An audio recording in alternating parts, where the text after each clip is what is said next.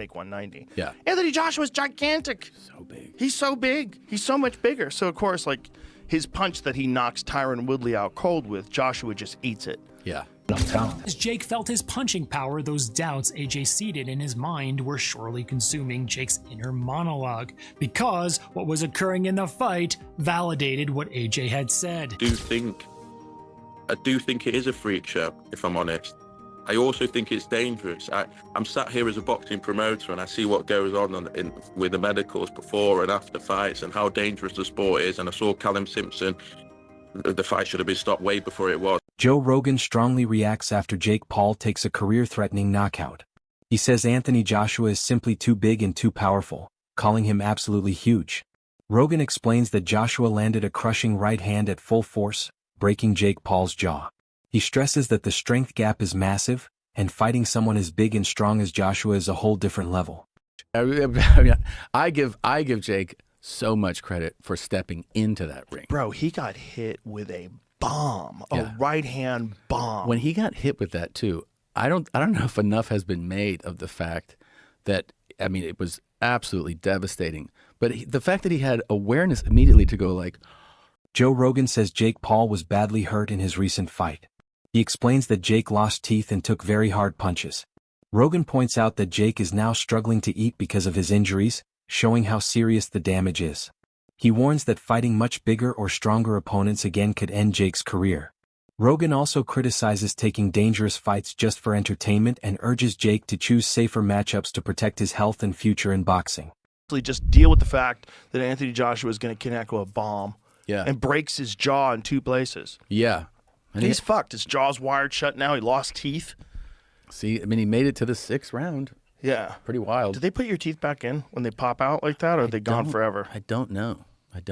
But it's just wired shut for like 6 weeks now. Yeah. You got to eat nothing but protein shakes. Bro. Oof.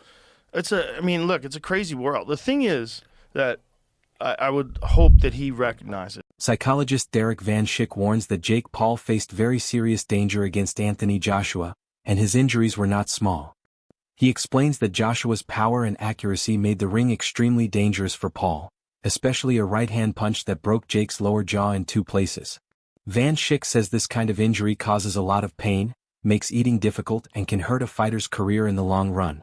He stresses that fighting a bigger, more experienced opponent greatly raises the risk of severe damage.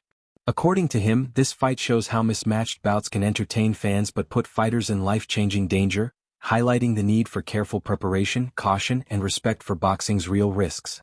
To limit the number of punches he threw, and also aim a little lower to land that clean right-hand punch on the side of Jake's face, which fractured his lower jaw, still hospitalizing Jake Paul, but not actually killing him. If Anthony Joshua won, Anthony killed this guy. Rolls-Royce, Fiat. The variety of emotions we see in the final moments of the fight are fascinating. AJ finally corners Jake, hits him with a quick left-hand jab to the body, which lowers his guard, opening up a clean right-hand shot to the head. You can see AJ smile there when he sees Jake had fallen into his trap and knows that he's about to finish him off. And then you just keep exploiting. Some people give up. Some people get knocked out. Jake's body language and facial expressions when he knows it's all over for him is a little sad as he whimpers in the corner with that scared, nauseous look on his face, realizing this may be his final moment on earth. If I get hit with that shot, I'm screwed. I don't believe he's gonna hit me with those shots. You gonna hit him with that? 100%. And land that right hand that he says is my only weapon. If you look at Jake's eyes and face, he's pleading for mercy to AJ, as if he's a child. Please don't do this. Some people get knocked out. It's actually quite surreal that the moment many of us were concerned what happened to Jake actually happened in real life. If Jake Paul is left, up against the ropes with Anthony Joshua, unloading on him, could be the end for him, literally. It could be his last day on earth. Jake Paul was helplessly exhausted, badly beaten, and cornered where AJ could have unloaded a flurry of clean punches on Jake. When he takes that clean right shot from AJ, breaking his jaw in 2 places, and then falls to the ground. And his chin served on a platter, and look at Jake Paul's face. He knew it right away. He said, woo! Some wondered why Jake had that emotion of excitement. Ben Shalom strongly criticizes the Anthony Joshua vs. Jake Paul fight, calling it a dangerous show that went too far. He says that unlike some crossover fights, this one had real physical risks that were ignored. Shalom explains the fight was mostly about money, putting profit above fighters' safety. He also blames the officials for not stopping the fight in time, letting it go until serious injury was almost certain. According to him, pushing fighters like this crosses a line, turning boxing into a risky event. The fight is a warning that chasing spectacle and money should never come before health and safety. What's your worldview, Ben, on the Jake Paul, Anthony Joshua circumstance? I mean, a lot of people talking about the discredit it does to boxing. I don't put it in the category of boxing. I put it in the category of entertainment, and Anthony Joshua being introduced to America as a media star. What's your overall view of what it does or doesn't do for boxing? Jake Paul being licensed in a fight that many people think that he shouldn't have been licensed to fight, in a commission that often does that.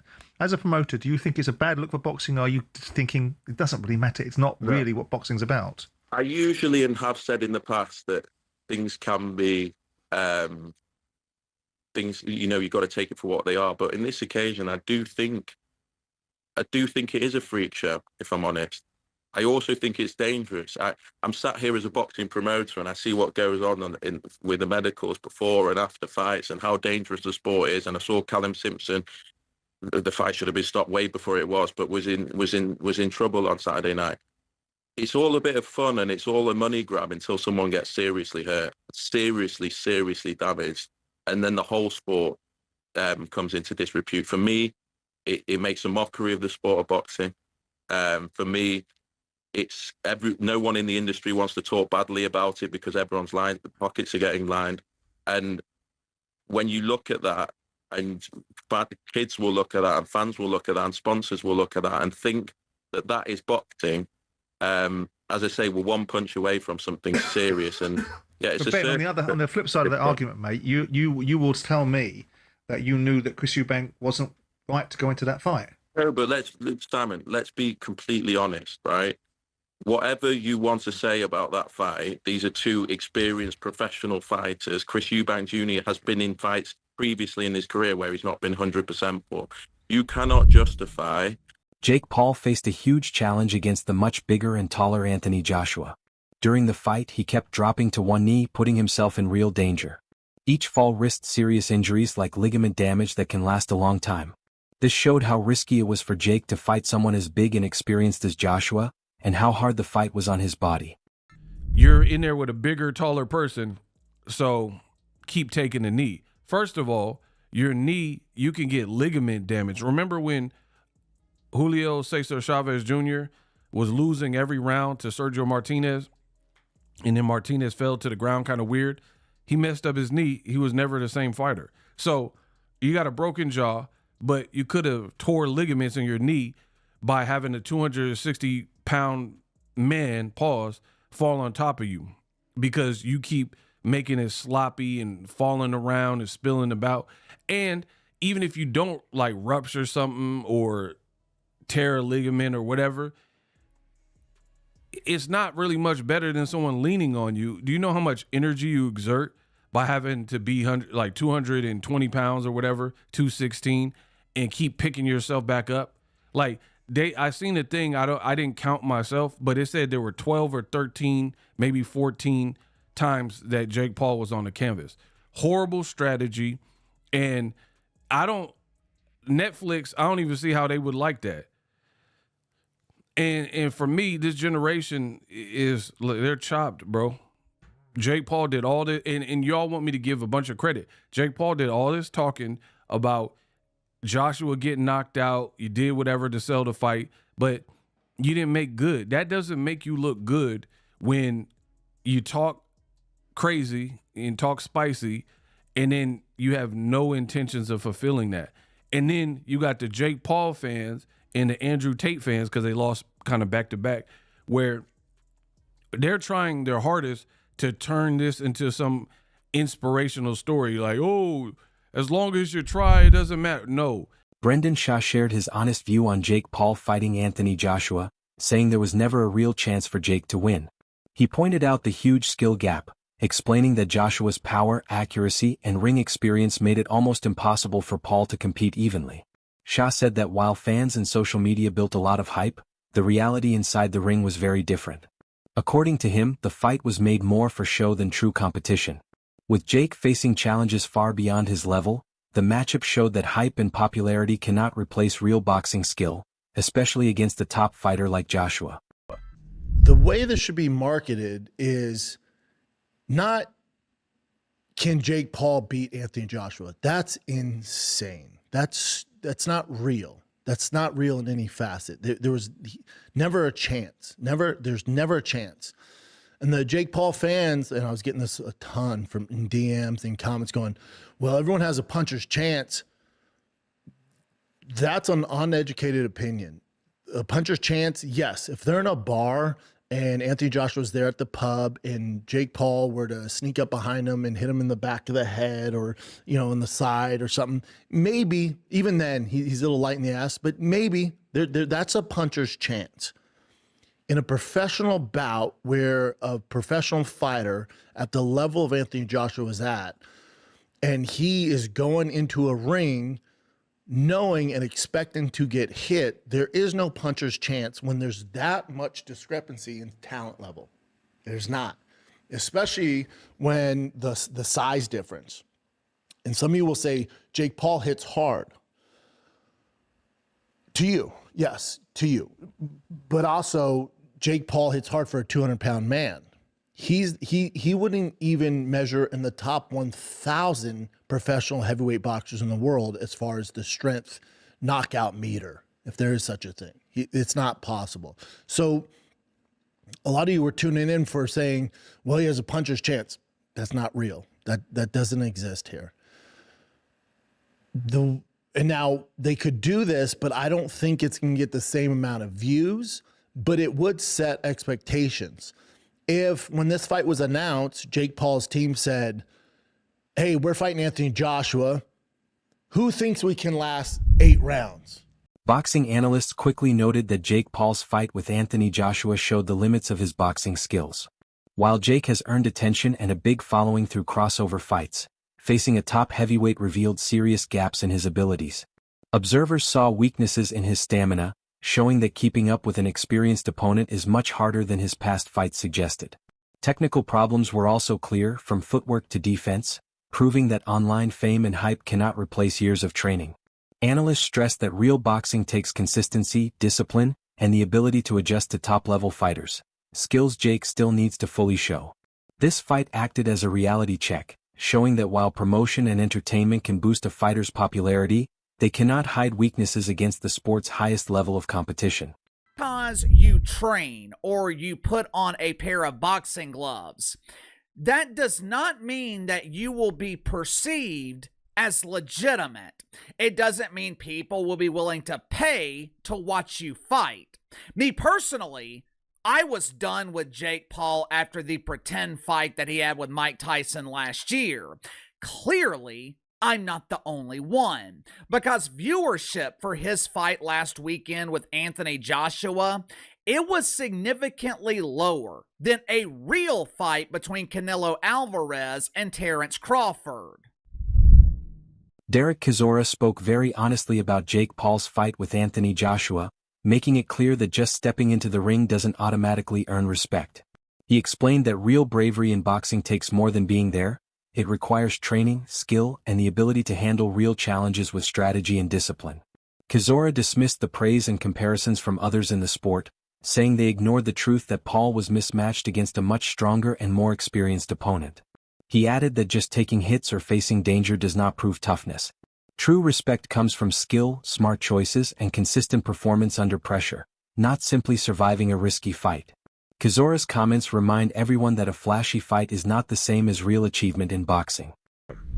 You're fighting someone who you're supposed to it's not supposed to look competitive, he's not supposed to hit you, he's not supposed to go more than 3 rounds, but at the same time, you need to know how to control the pressure. I think AJ's demeanor in the build-up was someone who was like, you know what, everyone's saying these things, but this is how I see it. Yeah, I rate him, he can box a bit.